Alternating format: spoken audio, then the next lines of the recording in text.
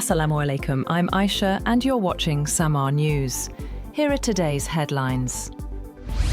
Saif al-Islam Gaddafi, 53, the prominent son of late Libyan ruler Muammar Gaddafi, was killed by masked armed men at his home in Zintan, southwest of Tripoli. Authorities described it as a cowardly and treacherous assassination, while calls for an urgent investigation are mounting. His death could reshape Libya's political balance amid persistent instability.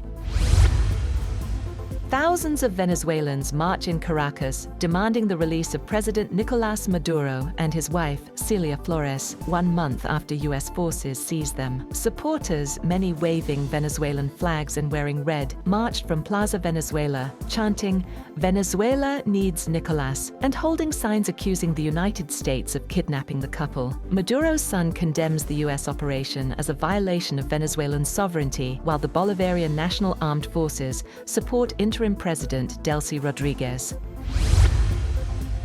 French police raid Elon Musk's social media platform X as prosecutors widened a year-long investigation into suspected algorithmic abuse and harmful AI outputs. Musk and former CEO Linda Yaccarino are summoned to appear on April 20th. The inquiry now includes X's AI chatbot Grok, following complaints it produced sexualized deepfakes involving minors. UK and EU authorities have also launched separate probes into Grok and X's moderation of illegal content. Musk called the investigation a political attack, while French prosecutors stressed enforcement of image rights and child protection laws amid growing tensions between European regulators and US tech firms.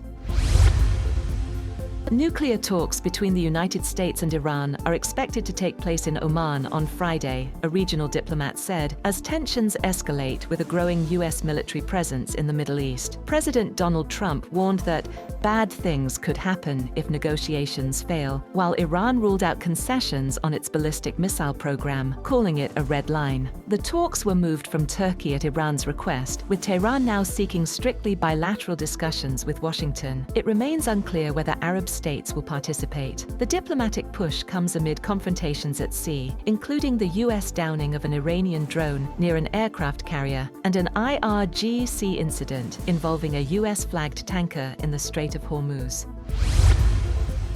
Britain's former Prince Andrew has moved out of his Windsor residence after fresh U.S. disclosures linked him to convicted sex offender Jeffrey Epstein, a royal source confirmed. Andrew, 65, was relocated from Royal Lodge to a cottage on the Sandringham estate earlier this week, reportedly leaving under cover of darkness. The move follows the release of new Justice Department files, suggesting he remained in contact with Epstein after his conviction. Andrew has denied wrongdoing. King Charles previously stripped him of royal titles and said his sympathies lie with victims of abuse.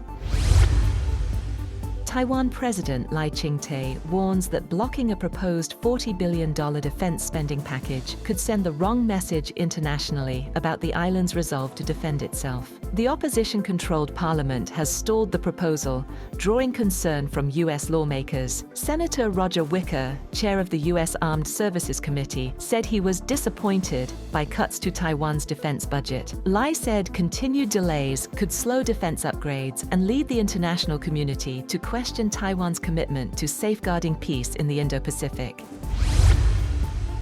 Pope Leo appeals to the leaders of the United States and Russia to extend the New START Treaty, the last agreement limiting strategic nuclear weapons. Speaking at the Vatican, he stressed the urgent need to prevent a renewed arms race and rising global instability. The treaty, signed in 2010, is set to expire Thursday. Russian President Vladimir Putin suggested a one-year extension in September, but U.S. President Donald Trump has not yet responded. Pope Leo called for cooperation based on trust and ethics, warning that expiration would end over 50 years of formal nuclear arms limits. That's all for now. For more updates, visit www.samaa.tv. Thank you for watching Samaa News.